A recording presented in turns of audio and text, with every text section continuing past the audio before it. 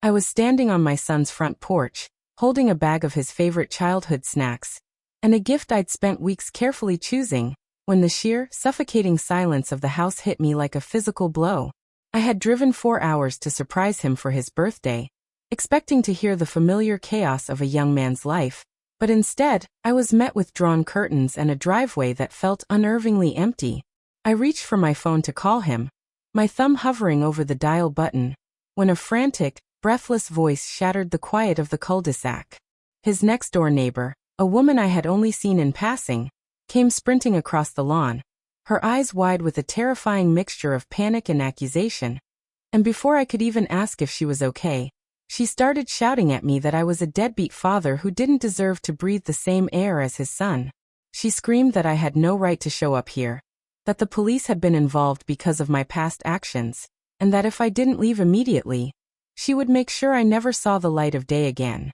I stood there, frozen, the bag of snacks slipping from my numb fingers and spilling onto the concrete, wondering how a simple birthday visit had turned into a scene from a nightmare.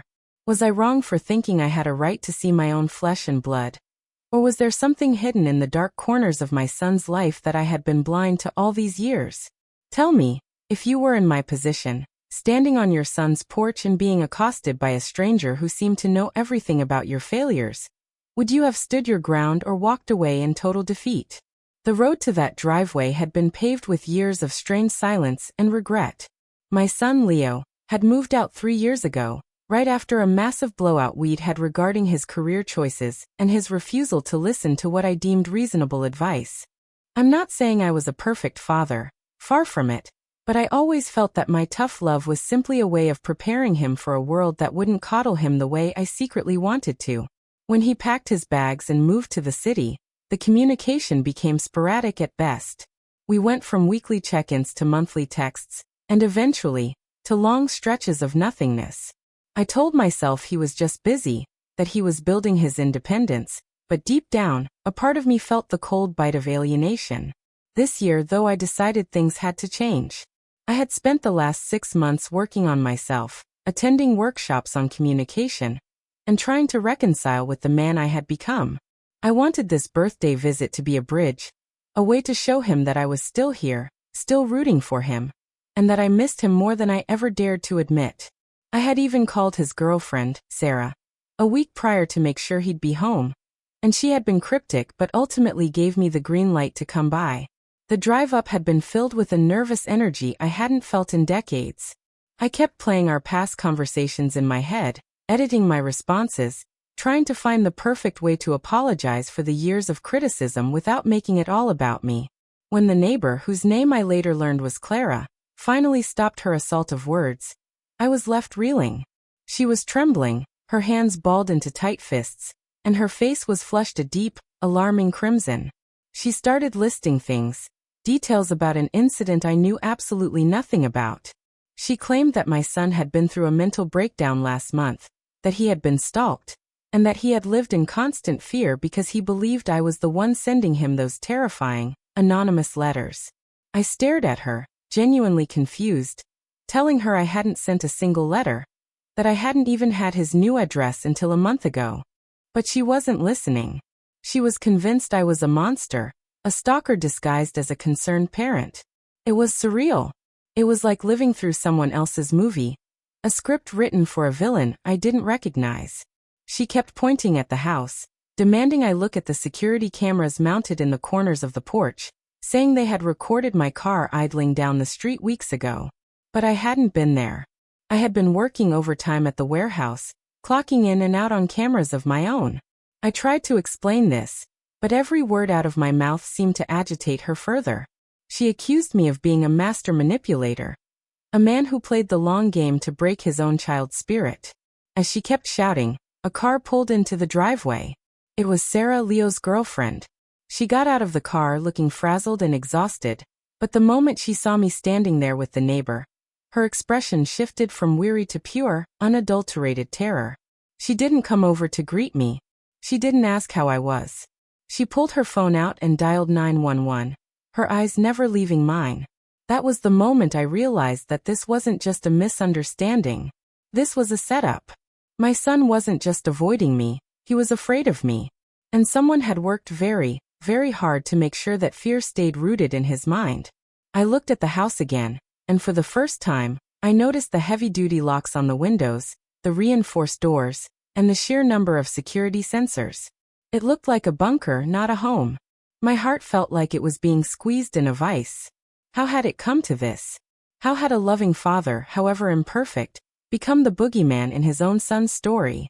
The neighbor, Clara, was now filming me with her phone, telling me that the police were on their way, and that I should be prepared for the consequences of my harassment. I didn't move. I couldn't. She said she had tracked the IP address, that it linked back to my home network. My stomach dropped.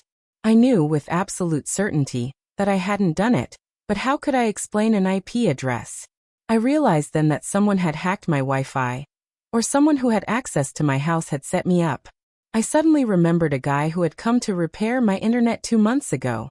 A guy who had asked way too many questions about my family and my work hours. Everything started to click. The police arrived, 2 cruisers pulling up with lights flashing, which drew the attention of the entire street. I kept my hands visible, just like I'd seen in every crime show, hoping the officers would be reasonable. They took me aside, away from the screaming neighbor and the weeping girlfriend. I told them everything. Every detail about the repairman, the long silence with my son, the desperate attempt to reconnect. I asked them to check the security footage, not just for the car, but for the faces of the people who had been stalking the house. One of the officers, a middle-aged man with a weary look, listened without interrupting. He took my statement, but he also warned me that the evidence against me, circumstantial as it was, looked bad. He walked over to the house and spoke to Sarah. I waited in the back of the cruiser, my hands cuffed, my mind racing. After what felt like hours, the officer came back. His expression was impossible to read. He opened the door and took off the handcuffs.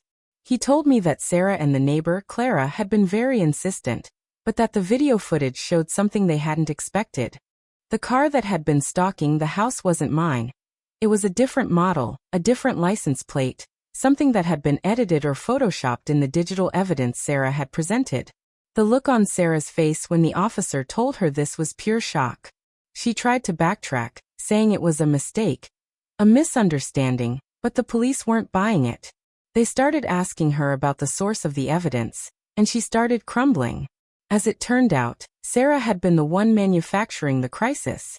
She had been isolating Leo from his family, creating a false narrative of danger to keep him entirely dependent on her.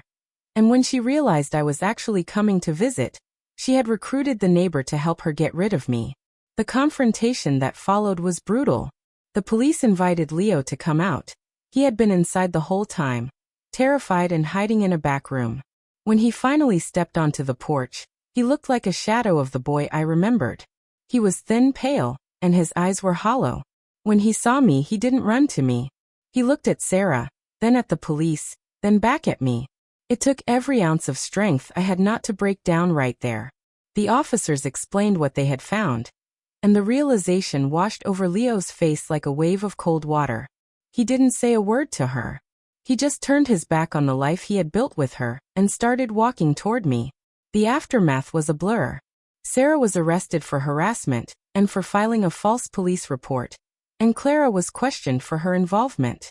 It was a mess that would take years to untangle, both legally and emotionally. Leo and I spent the night in a hotel, sitting in silence for hours before we finally started to talk. It wasn't the happy reunion I had imagined. It was heavy with the weight of years of lies and manipulation. But it was a start. He told me about how he had felt abandoned, and how Sarah had used that vulnerability to build a wall around him, painting me as the villain to ensure he never reached out. I had to face the reality that my past mistakes had made me an easy target for her narrative, and that I had to work twice as hard to earn back the trust that had been eroded by distance and deceit. We are in a better place now, but the scars are still there. It takes time to rebuild something that has been systematically dismantled by a person who was supposed to love him. I learned that truth is a fragile thing, easily twisted by those who have the motivation and the cruelty to do it. If you're ever in a position where you feel like you're being pushed away, or where someone is telling you that your family is the enemy, take a step back. Look at the evidence. Don't let someone else's version of your reality become your own. I'm just grateful I didn't turn around when that neighbor started screaming, because if I had, I might have lost my son forever to a lie that almost consumed him. I hope this story reminds you to never take your family for granted, and to always question the narratives that are forced upon you. Like this video if you were on my side throughout this nightmare. Subscribe for more stories like this that cut deep, and share your final thoughts on this whole mess in the comments section below.